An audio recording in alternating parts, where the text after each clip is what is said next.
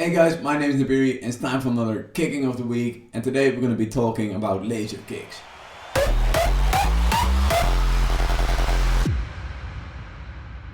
So the kick that I want to show you is this one.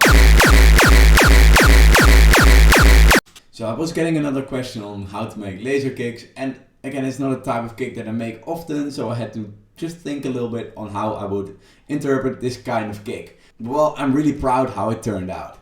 So kicking it off in Serum, I started making the punch, and I feel that laser punches should be quite high, but they shouldn't be as bleepy as the bleep kind of GPF kicks. Well, the sound that I got out of Serum is this. And I feel that sounds quite nice for a laser punch at least. And the first thing I wanted to do is create a nice bleep with only the envelope over here. So if I take away the EQ and just play the oscillators through some distortion as I would start out, I'm already pitching this up quite high. This is pitched up to 56, so it's the highest I've ever been, and it already creates a nice bass for a nice laser type of punch.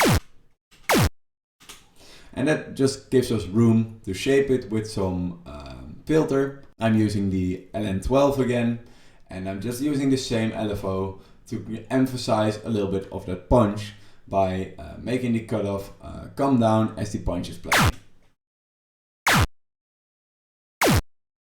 And it's already putting that focus on the frequency where we want to get that lasery type of sound. Then I'm using the EQ just to emphasize that even more. As you can see, we're using the envelope even just in the same way as we did on the filter, just further emphasizing this high punch over here and just shaping off this low end so it sounds nice.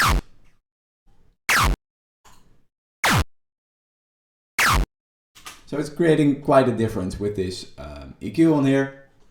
And if you're not sure what this low end does, when I take it away, it's just going to sound a little bit more harsh and more digital. And raising it up, it just sounds a little bit less digital and a little bit more warm. So that ends us up by getting this sound out of Serum. Now at this point I wasn't too sure what to do, if I wanted to add a lower club kick layer or a higher one. And well, I just opened kick 2 and started playing around with it. And well, the sound that we're getting out of kick 2 sounds like this. So it's quite high, but it's nothing too extreme. There's nothing too bleepy out of here. But if you want to start by using kick 2, I would definitely just pull this apart much more, so you're getting that laser sound out of kick 2 even more. And actually this is just only the sub layer playing, just with some distortion, and just got it off so it's playing a little bit shorter. And I'm just playing around with this curve over here so it fits the curve of our punch layer that we created. And well, I was just making these two layers separately, and I just happened to layer them together and they just sound really well, and it sounds like this. And so now it sounds lasery and it sounds full and snappy, and that's just amazing. So then of course, when we got our punch, I'm gonna work on my tail. And getting a tail layer in here, I of course made it in Serum, and I'm just emphasizing again to make movement with the envelope over here, using a comb filter and making that move. Sometimes the comb filter can be a tricky one. If you want to make it move but you're making it move too extreme, it can just make your kick sound like rubbish. But just play around with it and just see if it sounds the way you want it to sound. But yeah, that sound getting out of Serum sounds like this. And that's just a real high and nice crunch in here. But yeah, just when I'm done creating that movement in the first part, in the oscillator section, I'm gonna go to the effects section and just see what I can do with this sound. Because well, when you take the sound only from the oscillators and then just putting a distortion on there, it's gonna sound like this. And it's nice, but it's not as focused as you want it to be. So you're actually using these effects to put some more focus on the part of the sound that you want it to be. So it's gonna sound more clean and just better in general. So I'm using this extreme bell over here in the high end with this EQ just to push that resonance, and hyperdimension is just helping put some life into here, because without hyperdimension it just sounds flat and as a distorted crunch, and hyperdimension is just helping putting some more dimension in here. Again, put on that re-trick, because then it's just gonna work as a sample and it's gonna sound the same all the time. Whether if you turn it off, it's gonna sound different each time. So just turn it up, start playing with the detune and the rate. Maybe you want to do a little bit less or more voices, just play around with it and play around with that mix. I'd suggest you keep the dimension down, because dimension is just random, so you can't be working on one sound anymore. So, but yeah, when you're using hyper, or well, when you're getting a crunch that's nice, but you want to have it some more livelihood in there, just try adding a hyper in front of it and just see if it helps. Because over here it really helped. So then I exported our tail layer and we got our punch done already, and that's already almost finished. We're getting this nicely characterized laser kick already, but it just doesn't sound as full yet as we want it to be, in the tail at least. So I'm adding this warm layer again, and yeah, I'm just gonna show you a little bit more about the warm layer this time. Because, well, it's just the most easiest layer that you can make, but I just want to show you again how you can make one. This warm layer, it's just a sine wave, and if we just strip this away, we're already creating a nice sub sound, and that sub sound is what you want.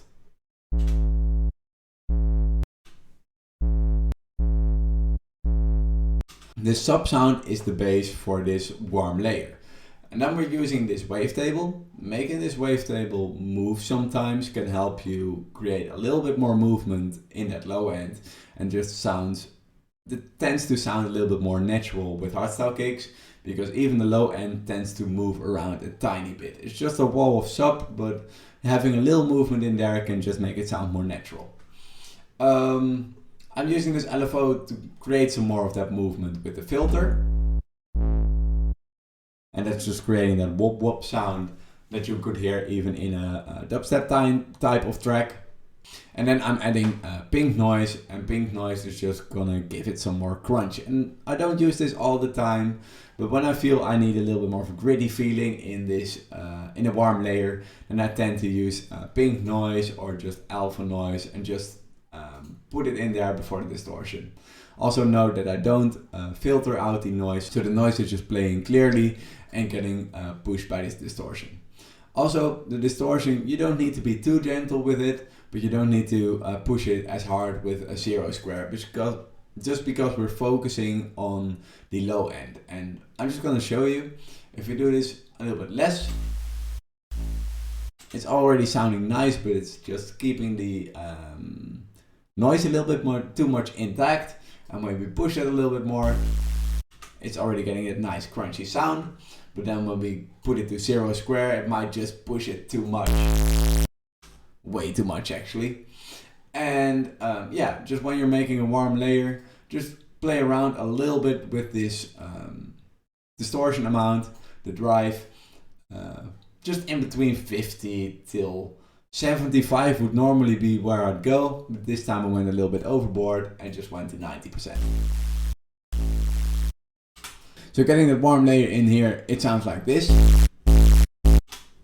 So if we then put the other character layer on for our tail, and we're gonna play this, and we're putting this in phase again, so we're making sure that the positive and the negative is kinda in phase.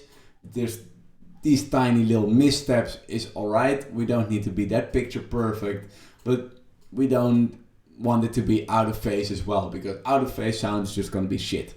Yeah, but when you're layering these two together, it's already sounding so much more full. So if I take away this warm layer and then put it back in there, So it's just a great method to create a more full sound without destroying the character of the layer that you made. Adding the punch in there just helps finishing up our kick actually.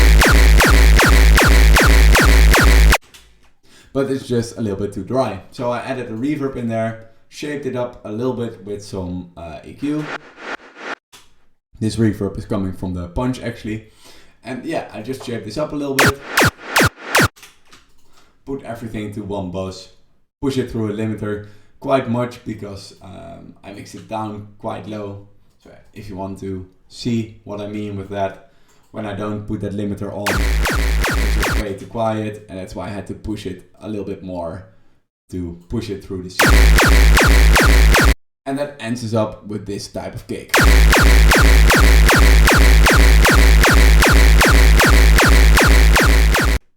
Now I hope you liked this and you learned something from this, and hopefully I'll see you back soon again. Cheers!